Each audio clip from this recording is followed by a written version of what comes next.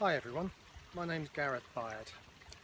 I'm a director of Satarla Australia and also a global ambassador for the Institute of Risk Management for the APAC region.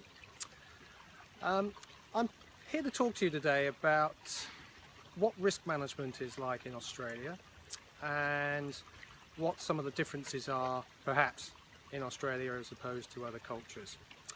For a little bit of background, I've been based in Australia in Sydney for just over 11 years, and I've had the opportunity to work in a large international Australian organisation as a regional head of risk and also a group risk manager. And I've been very fortunate to work with and liaise with risk managers in many other organisations in different industries. Particularly the last couple of years where I've been consulting, and the work of Satarla is extremely diverse across different sectors, public sector and private sector and industries. So, risk management in Australia. Well, I think one of my starting points is to just look at it from a macro perspective. If you think about it, Australia has had the longest period of uninterrupted growth that any country has known since we started tracking it. That is to say, from 1991 up until today, and we're currently in June 2019, Australia has continued to record positive growth. So clearly something has been working quite well, and in my 11 years plus down here, and prior to that, actually working with people in Australia from far, I've always seen quite a strong attitude towards risk management and the thinking about uncertainty. And I think that is something that in Australia it's something that you see across all different aspects of life, certainly in business and commerce, but also in the way that people tend to do things. So I think that's a good starting point for us. There is the positive mental attitude in Australia as well, the mindset of a fair go, if you like, and the egalitarian society. I think Australia is well known for that, and deservedly so.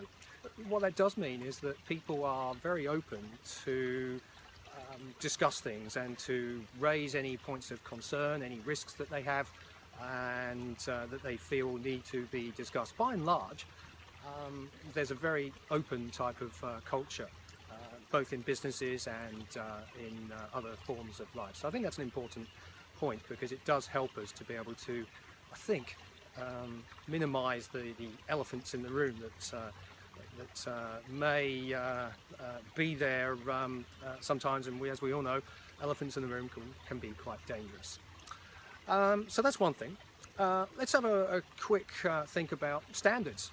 Now, many people know ISO 31000 as the international standard for risk management.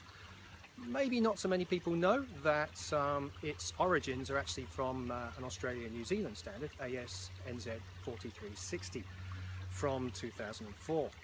And I think that's a good way of actually setting a bit of context here, to be able to say that Australia and people in New Zealand too have been at the forefront of being part of the international standards group with that initial standard. That itself has helped to be able to inculcate the general structure and the advice of ISO 31000 as we know it today in commerce and in all different types of industries. And as a result of that, there are a good number of risk practitioners out there that are both in organisations and also operating as consultants to be able to advise businesses. So I think there's quite a healthy market in that respect. I also think that when you look at the role description of a risk manager, a risk professional, it is quite widely accepted by and large in Australia that that person has a remit across an organisation. And I've certainly found that people have been very open in different departments, different teams, and very welcoming indeed for risk managers to be able to be to come along, to be involved in what they're doing, and to really help and focus their minds on how to think about uncertainties to manage their objectives. So I think by and large that's a very positive thing to be able to say about the way that risk management is undertaken here in Australia. As for some comparisons with different cultures, well, I've seen some similarities in Australia between the way that we do it down under and in the UK and in places like Canada. There seem to be a lot of similar ethos there. South Africa, another place where I've seen some commonalities. When you think about our nearest geography or geographic region, our neighbours in Asia, there are some differences in Asia that I've noted culturally in terms of how things are done, and certainly I'll go back to a point I mentioned earlier in Australia about the ability to be able to say what you think. That's certainly something in Australia, perhaps in some cultures not quite so much so, but here in Australia that definitely helps us very much with how we approach the management of risk. And I'll also say that I think Australia is good at using the positive part of risk management. Risk, of course, being uncertainty, and the opportunity side of things.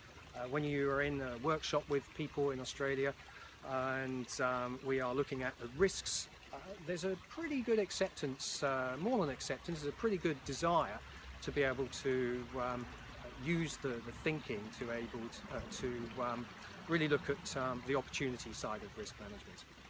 So I think in a nutshell, when you think about all of these things and the sort of positive ethos and nature of things, I think there are some very good practices that we have in Australia. We don't rest on our laurels. There are a lot of people, and I know some really good risk practitioners here across all states that do put a lot of effort into, and they think hard about how we can improve risk management so that we can continue to offer more value to organisations, the public sector, private sector, not-for-profit and the like. So I think a lot of people see a lot of continued opportunity to be able to improve. Thanks very much.